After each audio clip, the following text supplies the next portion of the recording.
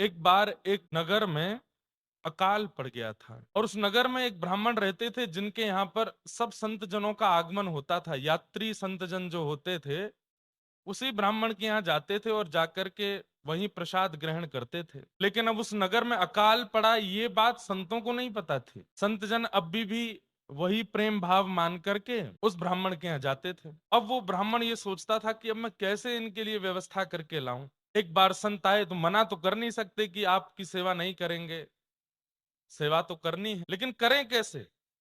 और इस वक्त हमारे नगर में तो व्यवस्था नहीं है ये सब चीज प्रदान करने की। तो आप संत आए तो उनको मना नहीं किया।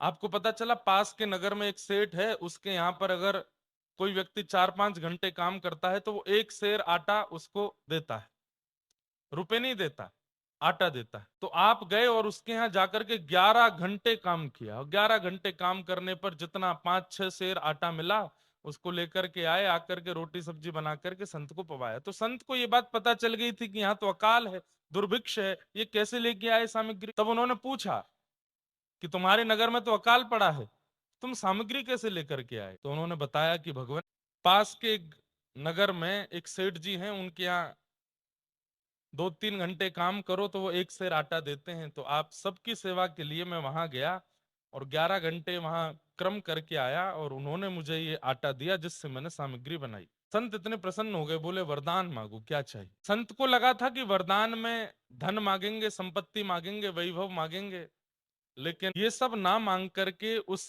सेठ ने, उस ब्राह्मण ने संत से वरदान मांगा कि नाथ मुझ पर कृपा करके आप ऐसा वरदान दे दीजिए कि मुझे ठाकुर जी को अपनी गोद में खिलाना है और उनकी बाल लीलाओं को अपने घर में घटते हुए देखना है। मेरे लाला बनकर के ठाकुर जी बाल लीला करें, ऐसी मेरी भावना है।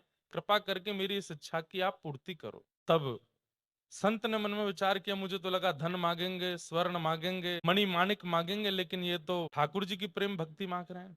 तब उन्होंने कहा कि तुमने 11 घंटे सेवा करके ये जो अन्न की सामग्री इकट्ठी करी, इसके फल के रूप में हम तुम्हें वरदान देते हैं कि ठाकुर जी तुम्हारे यहाँ जन्म भले ही नहीं लें, लेकिन 11 वर्ष के लिए लीला करने के लिए कभी ना कभी तुम आएंगे। वही ब्राह्मण फिर नंद बाबा बन करके आए और श्री ठाकुर जी जन्म लिए देवकी जी के यहाँ, वसुदेव जी के यहाँ, लेकिन 11 वर्ष उनके यहाँ बालक बनकर के लीला किए, क्रीड़ा किए।